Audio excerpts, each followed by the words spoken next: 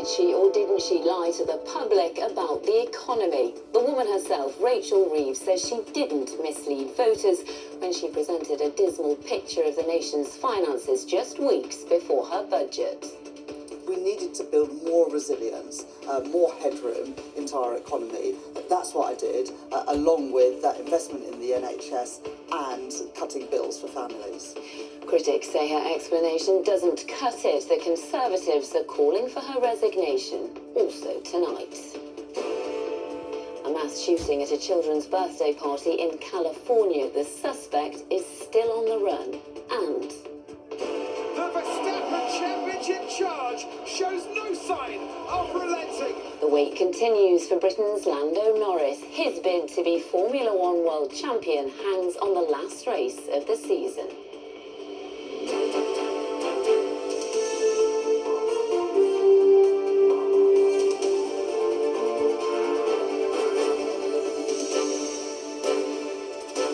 This is ITV News with Lucy Watson. Good evening. The Chancellor came out fighting today over claims she painted an unnecessarily gloomy picture of the economy ahead of her budget to justify tax hikes. Rachel Reeves today denied misleading the public, insisting she didn't lie about the state of the country's finances. Decisions were made, she argued, to provide more financial headroom and to fund the winter fuel allowance and the lifting of the two-child benefit cap. Opponents, though, are not satisfied. The Conservatives have called on her to resign. Our political reporter Jasmine Cameron-Chileshi reports now on a tricky day for the Chancellor. Just days after delivering her budget, it's what the Chancellor said before standing up in the Commons that's now prompted calls for her resignation. Rachel Reeves this morning rejected allegations she misled the public after it emerged that the Office for Budget Responsibility told ministers there was no physical black hole. The Chancellor said the OBR's projections failed to account for the cost of policies such as the U-turn on winter fuel payments and the lifting of the two-child cap. Anyone who thinks that there was no repair job to be done on the public finances, I just don't accept that. We needed to build more resilience, more headroom into our economy. That's what I did, along with that investment in the NHS and cutting bills for families. At the end of September, briefings claimed the government needed £30 billion in tax rises based on the upcoming OBR forecast. But in early October, the OBR told the Treasury the shortfall was only £2.5 billion. And by the end of the month, they revised that figure, and it turned out the government actually had a surplus of £4.2 billion. Despite this, in November, Rachel Reeves held an emergency press conference suggesting she might break a manifesto pledge on tax rises as briefings about a £30 billion black hole continued. Less than 10 days later, reports emerged that the plans had been dropped, with senior Treasury sources claiming higher than expected tax revenues have reduced the supposed £30 billion black hole to £20 billion. The Conservatives say the Chancellor lied, painting an overly negative picture to justify tax rises. She was raising taxes to pay for welfare. The only thing that was unfunded was the welfare payments which she has made, and she's doing it on the backs of a lot of people out there who are working very hard and getting poorer. And because of that, I believe she should resign. The Chancellor will be hoping she's done enough to placate her critics. But this latest row will only intensify pressure on a government struggling to outline its vision to an increasingly impatient public. Well, Jasmine is in Downing Street tonight. Jasmine, the Chancellor is insisting she's here to stay. How does her neighbour in number 10 feel about that? So as you'd expect, number 10 is backing the Chancellor. Sources in Downing Street say they were aware of the OBR figures and argue that the Chancellor's November press conference, as well as her budget, reflect the need to stabilise public finances and tackle issues like child poverty. Number 10 also say any suggestion that the public has been misled is untrue. Now, all of this will be regarded by officials in government as an unhelpful distraction. They're really hoping that Rachel Reeves's remarks this morning have drawn a line under this issue, because they really want to put the focus back on the substance of the budget. And I think we can expect to see in the coming days the Prime Minister really trying to sell these measures to the public, explain what some of these higher taxes are paying for, because I think there's a real worry that amidst all of the briefing and infighting that the government's message has been lost, who they stand for, what they stand for, what they're trying to achieve. And the government's going to try to address that in the coming days. Jasmine in Downing Street, thank you. Two men are being treated in hospital after a late-night street attack in Altrincham in Greater Manchester. Officers described one of the men's injuries as life-threatening, while the others were life-changing. One man has been arrested and is being questioned by police. The latest round of peace talks to end Russia's war with Ukraine have been taking place in Florida today. The US Secretary of State, Marco Rubio, Special Envoy Steve Witkoff and Jared Kushner, Donald Trump's son-in-law, are sitting down with their Ukrainian counterparts before US officials go to Moscow to talk with Vladimir Putin next week. The negotiations come after a weekend of deadly attacks in Ukraine, as Neil Connery reports. Ukrainian rescue crews worked through the night after the latest wave of Russian attacks. Civilians continuing to pay the price, with at least one person killed. At this apartment block outside Kyiv, this elderly woman was helped by rescuers battling thick smoke and flames from one attack. Ukrainian security services say they targeted 2 oil tankers over the weekend from Russia's so-called shadow fleet as they travelled through the Black Sea. Waterborne drones detonating as they struck. As the war grinds on into another winter, diplomatic efforts continue apace. US Secretary of State Marco Rubio meeting Ukrainian officials in Florida. Securing an end to the war that leaves Ukraine sovereign and independent and with an opportunity at real prosperity.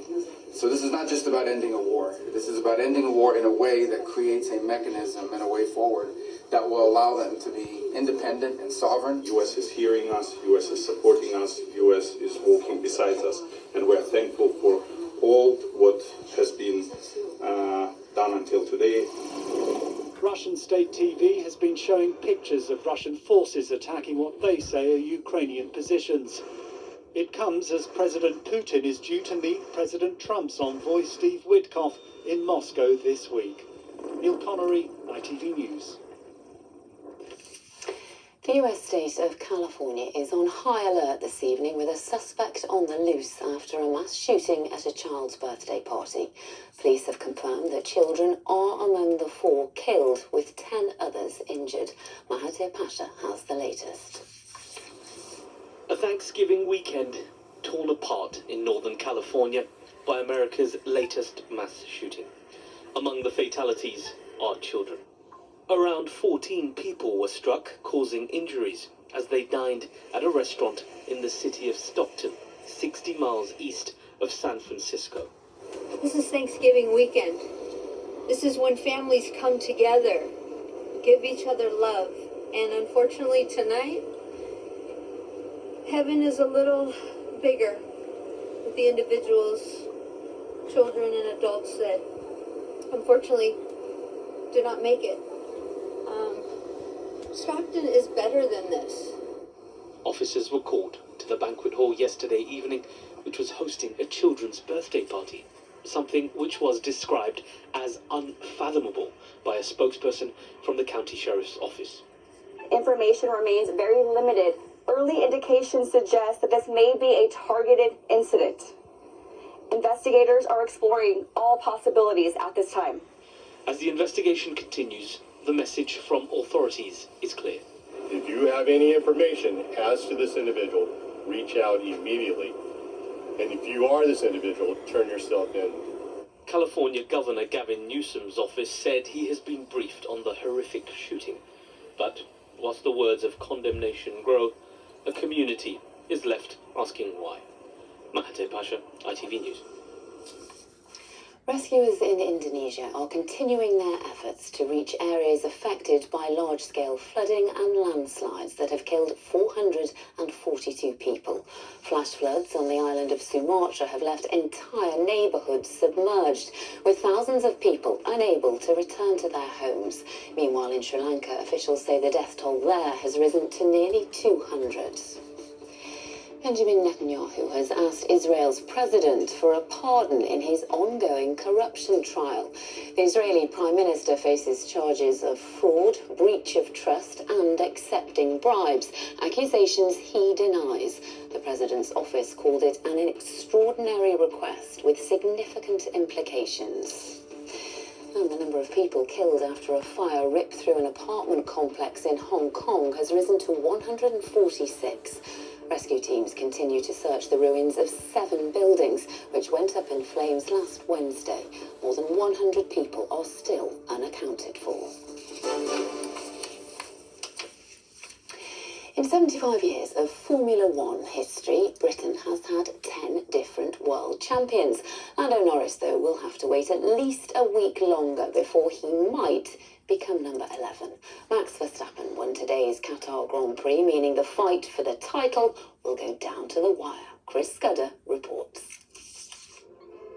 Not since Lewis Hamilton did a British driver have a chance like this, win in Qatar, and Lando Norris would be world champion. But he would have to get past his title rival Oscar Piastri ahead of him on the grid. It did not start well. Lando was overtaken on the very first corner by his other title rival, Max Verstappen. Verstappen is now in second. Then chaos and confusion. A collision among the back markers brought out the safety car, and by the time all the ensuing pit stops unravelled, the star guests could be forgiven for feeling confused.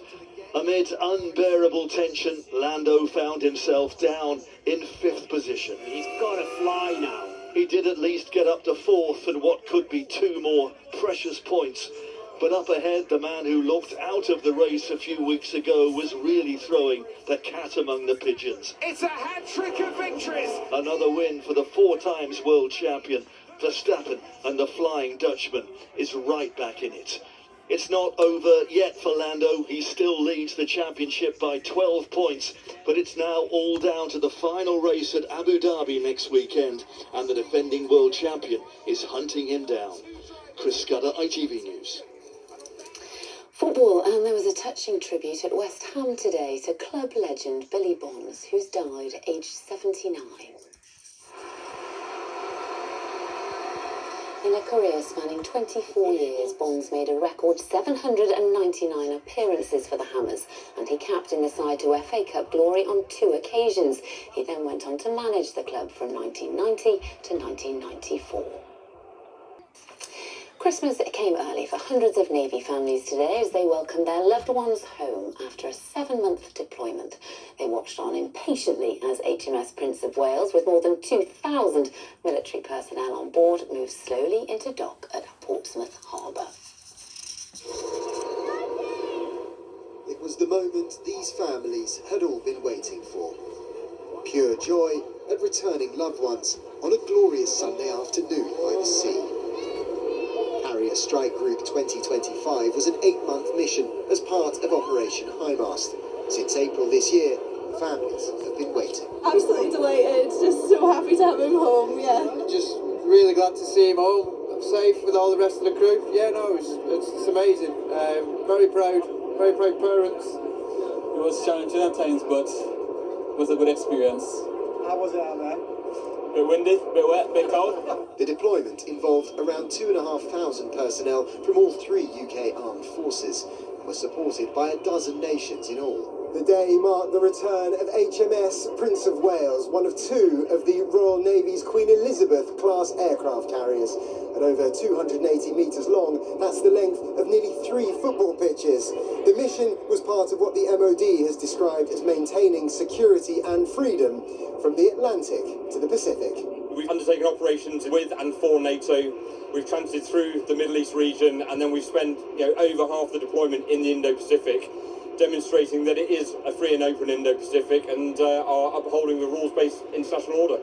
The Type 45 destroyer HMS Dauntless also arrived early this morning, and despite the chilly conditions on the south coast today, it was warm embraces all round as these sailors returned just in time for Christmas.